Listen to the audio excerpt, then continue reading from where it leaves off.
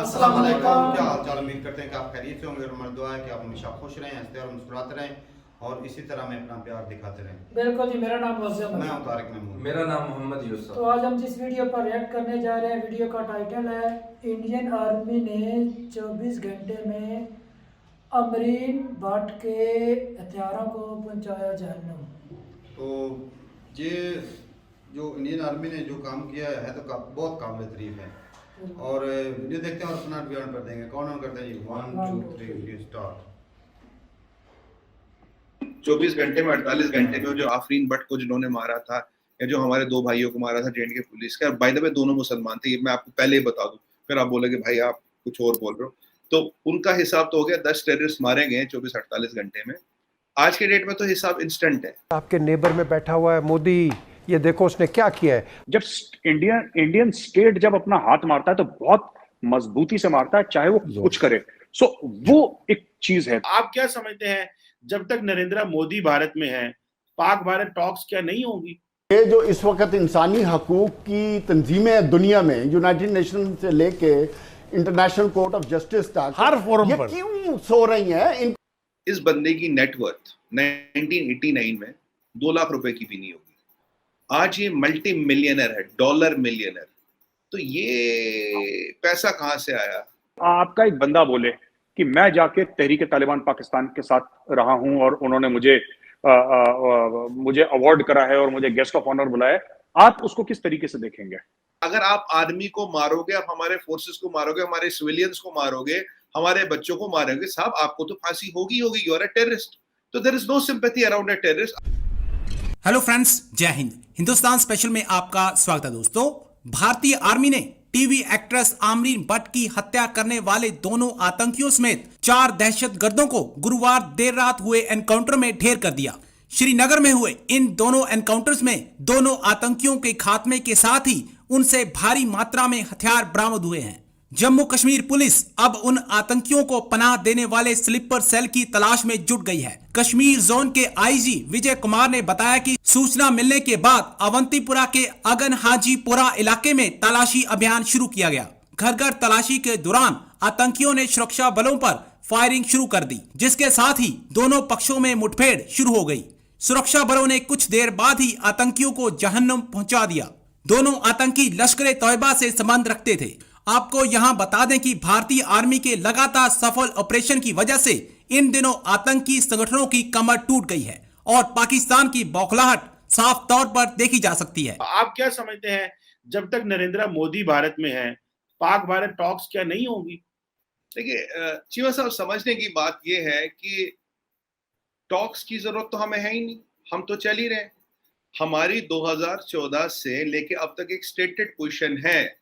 जब से मोदी जी आए हैं तो एक अपनी हमारी एक स्टेटेड पोजीशन है, वो जो चल रही है। हमने तो उसमें कोई चेंज किया नहीं। हमने बोला terror and talks can not go together. अब आपको ये बताता हूँ, मैं आपको कुछ एग्जांपल्स देता हूँ जो आपके सारे मॉडल को समझाती है। वैसे 24 घंटे में 48 घंटे में जो आफरीन भट्ट को जिन्होंने मारा था या जो हमारे दो भाइयों को मारा था जेएंडके पुलिस के, और बाय द वे दोनों मुसलमान थे, ये मैं आपको पहले ही बता दूं, फिर आप बोलोगे भाई आप कुछ और बोल रहे हो। तो उनका हिसाब तो हो गया, 10 टेररिस्ट मारे गए 24-48 घंटे में। आज के डेट में तो हिसाब इंस्टेंट है। यासीन मलिक आतंकवादी है साहब। देखिए, 2 चीजें होती है। You can be activist, you can be a terrorist. There is a difference between activist and a terrorist. अगर आपने हमारे 4 इंडियन एयरफोर्स के ऑफिसरों को मारा जो वो खुद कबूल करता, आपने हमारी एक्स होम मिनिस्टर रुबैया सईद को, मुफ्ती मोहम्मद सईद की बेटी को किडनैप किया, या आपने ट्रेडर छुड़वाए, उन्होंने 150 लोग मारे, ये भी आप कबूल करते हो। आपने टेरर फंडिंग की, ये भी आप कबूल करते हो। आपने जस्टिस गंजू को मारा, ये भी आप कबूल करते हो। आपने स्कूल जलाए, ये भी आप कबूल करते हो। आप फंडिंग लाए, आपने पत्थरबाजी करवाई, आपने गवर्नमेंट प्रॉपर्टी जलाई, आपने आर्मी पे, जेएंडके पुलिस पे, सीआरपीएफ पे हमला करा, ये भी आप कबूल करते हो। 2 दिन पहले की बात बता रहा हूं, एक है आफरीन, एक भट्ट है करके लेडी एक्ट्रेस, उसको टेररिस्टों ने मारा। 2 जेएंडके पुलिस के हमारे भाई मारे। एक की बेटी 7 साल की उसके सामने आ गई, उसके भी बाजू पे गोली मारी। इतने बड़े टेररिस्ट है। ये है यासीन मलिक की असलियत। चीमा साहब, पता गड़बड़ क्या हुई है इसके साथ? गड़बड़ हुई, अगर आज का टाइम होता ना, आज टेररिस्ट की शेल्फ लाइफ 60 दिन है। 60 दिन में वो अपना निपट जाता है। ये उस टाइम में ये क्या कर रहा है? This person has been playing with the law for 32 years. बट अब एक टेररिस्ट फंडिंग में तो उम्र कैद होगी। अभी आईएएफ वालों का केस जुलाई में डिसाइड होगा, तो उसमें तो फांसी इसको होगी। ये आदमी कोल्ड ब्लडेड टेररिस्ट है. His hands are not full of blood. His hands are soaked in blood. यहाँ डिप्लोमेसी और सेन डिप्लोमेसी में फर्क है चीमा साहब. हमने आज तक किसी भी तरह की वायलेंस, कहीं भी तरह का किसी ने वायलेंस हमने कभी सपोर्ट नहीं किया. We have never supported any kind of violence in any form whatsoever. यहाँ आप ट्रेड की बात करते हैं, आप दोस्ती की बात करते हैं, आप भाईचारे की बात करते हैं, आप मुंह आगे की बात करते हैं, आप इकोनॉमिक कॉपरेशन की बात करते हैं, आप कल्चर की बात करते हैं, और आपके प्रधानमंत्री जी यासीन मलिक को सपोर्ट करते हैं, जिसपे पीटीआई आपका और जो आईएसपीआर का ट्वीट था, आपके अपने जर्नलिस्ट पीटीआई के क्या क्या नहीं लिखते. हम तो बहुत अच्छी लैंग्वेज में बात करें. आप देखिए उन्होंने क्या क्या लिखा, मैंने वो ट्वीट देखा. अगर ये चीजें हो रही, आपका एक जर्नलिस्टों का तबका है जो कह रहा है, आपके जर्नलिस्टों का तबका है, आप भी शायद ये मानते हो ये गड़बड़ है. हमें क्या मतलब उससे यार, who has kind of said भाई मैंने ये क्राइम किया. अगर आप आर्मी को मारोगे, आप हमारे फोर्सेस को मारोगे, हमारे सिविलियंस को मारोगे, हमारे बच्चों को मारोगे, साहब आपको तो फांसी होगी. You are a terrorist. तो there is no sympathy around a terrorist. आज वही मैंने कहा ना, आज के डेट में तो शेल्फ लाइफ 60 दिन है, तो उन दिनों थी नहीं. अब ये बचता रहा, खेलता रहा, काम इसका चलता रहा. पर मेरे को यासीन मलिक का जो होना वो तो होगा ही होगा, वो तो खैर उसमें टेंशन नहीं है. बट मेरे को लग रहा है कि why does a Pakistan prime minister, it's a honorable post, it's a constitutional post, why does he need to come and defend a terrorist. आपको कश्मीर का मसला उठाना, चलिए आप उठाइए यार. एक टेररिस्ट के आसपास जो खुद चिमा साहब जो खुद मान चुका मैं टेररिस्ट हूँ, आप कहते हैं कश्मीर में, भाई साहब कश्मीर में कोई बंद नहीं हुआ, कोई हड़ताल नहीं हुआ, कोई आप मुझे बताइए प्रोटेस्ट हुआ, मार्च हो, इंटेलेक्चुअल सामने, अवार्ड वापसी, ये जितनी भी हमारे वैसे कई सारी गैंग है, अवार्ड वापसी में गैंग, मोमबत्ती गैंग, ये गैंग, वो गैंग, बॉलीवुड की गैंग, किसी ने मुंह नहीं खोला. बिजनेस एज यूजुअल वहां चल रहा है. और आपको एक और बात बताऊं, इनकी जो श्रीमती जी है, वाइफ है इनकी, ये भी पाकिस्तान ऑरिजिन की है. और चीमा साहब एक और जादू बताऊं, इस बंदे की नेटवर्थ 1989 में 2 लाख रुपए की भी नहीं होगी. आज ये मल्टी मिलियनर है, डॉलर मिलियनर. तो ये पैसा कहां से आया?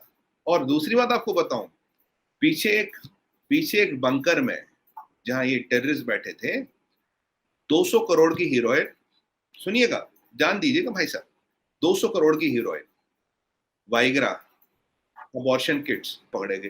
किस तरफ का जहाद, कौन सा टेररिज्म ये कर रहे हैं जहां हीरोइन, वाइग्रा और अबॉर्शन पिल्स की जरूरत पड़ती है. नेशनल टीवी पे न्यूज थी, बोले तो हमको वीडियो भेज दूंगा. तब क्या हो गया था, ये इसने लॉ को इवेड किया. इसने ही हैज बीन, एक चीज का तो मैं इसको क्रेडिट देता हूं, he has been able to manipulate the law and survive. Strategist है ये आदमी, he knows how to survive. बस 32 साल तक बच लिया, ज्यादा दिन नहीं बचे चीमा साहब. इंडियन स्टेट जब अपना हाथ मारता है तो बहुत मजबूती से मारता है, चाहे वो कुछ करे. सो वो एक चीज है. तो यासीन मलिक की जहां तक बात है फकर साहब, यासीन मलिक का ये है कि यासीन मलिक के ऊपर बहुत सारे इल्जाम थे और ये उसने कबूले हैं. ऐसा नहीं कि पुलिस ने डंडे मार के कबूले, वो टीवी शोज पे बोल रहा है, उसका वीडियो मौजूद है. अब आप ये समझ लीजिए कि अगर कोई बंदा बोले, ठीक है, आपके यहाँ तहरीक तालिबान पाकिस्तान है, वो हाँ, पाकिस्तानी फौजियों पर अटैक करता है और आम शरीर में, कोई आपका एक बंदा बोले कि मैं जाके तहरीक तालिबान पाकिस्तान के साथ रहा हूं और उन्होंने मुझे अवार्ड करा है और मुझे गेस्ट ऑफ ऑनर बुलाया, आप उसको किस तरीके से देखेंगे? तो आप उस देखिए, और इसमें स्क्वाड्रन लीडर रवि खन्ना और 3 एयरफोर्स के लोगों का कत्ल करा है, इसने फंडिंग करी है. और हमारी जो कोर्ट्स हैं इंडिया में, मैं पाकिस्तान के ऊपर कोई इल्जाम तराशी नहीं कर रहा फकर साहब, वो मेरा इंटेंट बिल्कुल नहीं है. पर जैसे यहाँ पे खुद ही पाकिस्तानी कहते हैं कि जनरल साहब का कॉल आ गया जज को, ठीक है, या किसी का कॉल आ गया, तो इंडिया में ऐसा नहीं हो सकता कि कोई जनरल साहब जज को कॉल कर दे. चलो जी, वीडियो खत्म हो गई और यासीन मलिक के रिलेटेड ही थी वीडियो सारी. और जिस तरह उसने अपने गुनाह कबूल किए और अदालत ने सज़ा भी दी, तो जो भी मासूम लोगों को मारता है उसने कबूल कर लिया तो फिर सज़ा तो बनती है, और ये स्टेट का फ़र्ज बनता था. और अब जो लोग स्पोर्ट में भड़क रहे हैं, ये तो बेवकूफ़ी वाली बात है. वो कहते हैं कि किसी बुरे के साथ अपना नाम जोड़ने से ना वो खुद का नाम बुरा करने वाली बात है. बदनाम जिस तरह यासीन मलिक की हमने भी वीडियोस देखी हैं, वो फोटोज देखे हैं, वो मिला हुआ था, मुलाकात हुई थी इमरान खान के साथ है, हाफिज सईद के साथ. वो तो साफ ज़ाहिर है, जिस सबको पता है कि वो क्या काम करता है हाफिज सईद. और बाकी ये है कि उसका मिलने की वजह ये हो सकती है क्योंकि ये हाफिज सईद की वजह से काफ़ी ज़्यादा अटैक होते रहते हैं इंडियन कश्मीर में, जम्मू कश्मीर में आज़ादी के। तो ये आज़ादी की कोशिशें करते रहते, कश्मीर को आज़ाद कराना है, इंडिया से आज़ाद करवाना। नहीं, वो जो हीरोइन उससे पकड़ी गई, ये पता नहीं कहाँ से कोशिशें हुई भाई। ये आज़ादी की कोशिश, वो उसके लिए आज़ादी थी। अरे कौन सी आज़ादी? वैगरा की गोलियां होती हैं, वो थोड़ा मतलब तुम्हें तो शायद नहीं पता होगा, मुझे को तो नहीं पता। तो ये मतलब गलत काम में मुलव्वस था हाँ, तो गलत था तो गलत को उन्होंने सजा पहले दी इसको ना। सजा ना होने की वजह ये थी कि अब 370 उनके बच्चों को मारे, उनके जवानों को शहीद करे और वो चुपचाप बैठे नहीं रहे, बैठे। भाई साहब को फूल चढ़ाए। अब जो होगा वो देखा जाएगा। और भाई जो वो टीवी एंकर जो उसको भी अगर जो मारा गया है, वो क्या नाम था, अमरीन भट्ट। हाँ, तो उसके जो कातिल थे उनको भी 24 घंटे के अंदर अंदर पकड़ लिया। और ये छोटी बात नहीं, बहुत बड़ी बात है। और क्या यार, और जो 2 पुलिस वाले वो भी शहीद हुए हैं, और वो फौजी जवान थे, फौजी जवान जो वो मुसलमान ही पुलिस थे, वाले। उनको भी जिस तरह से। तो इसका मतलब क्या है कि ये जिहाद करने जाते थे, मुसलमान को मारते हैं जाके। भाई इनका कोई और ही मकसद है, ये कोई क्या जिहाद है, माशाल्लाह। मुझे तो अच्छा, इसके ऊपर एक और केस चल रहा है, सर बोल रहे थे उस पे हो सकता है इसको फांसी मिल जाए। इसमें तो उम्र कैद की सजा दी गई इस केस के अंदर। 45 साल की सजा हुई है। इतने ज्यादा केस थे, अभी और भी 12 लाख के कई। करीब जुर्माना भी ऐड किया हुआ है। हाँ, कोई इतने केस थे, 25 लाख, 25,000, 50,000 इस तरह जुर्माना करके हर मतलब जितने भी क्राइम किए उस हिसाब से, और 10-12 लाख हो गए जुर्माना, 25,000 कर। देख लो कितने क्राइम किए। बहुत ज्यादा। तो साफ ज़ाहिर है, अगर कोई वो बोल रहे थे, जिस तरह वो भाई साहब बोल रहे थे कि जनरल बाइबा का फोन नहीं आएगा हमारी अदालतों को भी, आप केस की सुनवाई रोक दें या अरे सस्पेंड कर नहीं, दें। वो बोल रहे थे कि 10 लाख कम इसकी दें। जो प्रॉपर्टी थी वो बोल रहे थे हाँ, प्रॉपर्टी कि का 2 लाख थी, वो भी इतनी भी नहीं थी। अब $1 मिलियन है। मल्टी। हाँ, तो वो बहुत ज्यादा हो गया। तो भाई वो कैसे 2 नंबर तरीके से फंडिंग तो फिर हुई है, फंडिंग की वजह से इतनी ज्यादा जो उसकी मालियत बढ़ी है, ये तो साफ है। और बाकी भाई हम बिल्कुल आतंकवाद को सपोर्ट नहीं करेंगे। जो भी मासूम लोगों को मारता भाई हम उसके खिलाफ, जो इंसानियत के खिलाफ है भाई, और हम वैसे उसके पाकिस्तान खिलाफ भी अब इस कगार पे खड़ा है, पाकिस्तान के ऊपर भी अटैक हो रहे हैं, जैसी करनी वैसे ही भरनी हो जाता है। हाँ, हमारी आर्मी के भी इधर कितने जवान रोज शहीद होते और हैं। अब ये शहीद हो रहे हैं, तो अब इनको पता चलेगा। मतलब काफ़ी चल रहा है। दुख होता है भाई कि जब कोई आतंकवादी आर्मी के ऊपर या आम लोगों के ऊपर अटैक करता है, जहाँ आम लोगों की जान जाती है तो कितना दुख लगता है। स्टेट का नुकसान होता है। बहुत ज्यादा। तो भाई ये जो बड़े बड़े लोग हैं ना भाई, यही काम करवाते हैं। उधर वाले जो बैठे वो भाई, इधर वाले जो बैठे वो, आम जनता इसमें मर रही है। मतलब नुकसान टोटली जो हो रहा है वो जनता ही की हो रहा है। खेल बड़े कर जाते हैं ये ये। अच्छा, ये खेल ऐसा खेल खेला जा रहा है कि एक दूसरे को नीचा करने की कोशिश। नीचे से- हाँ। अरे भाई एक दूसरे के साथ मिला लो, अच्छे ताल्लुकात कायम करो, ट्रेड करो। अरे भाई जितना हम लोगों ने जानें गंवाई, जितना पैसा गंवाया ये हिंदू मुस्लिम और कश्मीर में, ये छोड़ देना। अब चलो जो होना तो पहले हो चुका, जो बंटवारे होने तो सभी हो गए। अब जहाँ पर जो लोग हैं उनको सपोर्ट करें एक दूसरे को। यूरोपियन कंट्री भी नहीं, उनके बॉर्डर भी साथ में लगते हैं।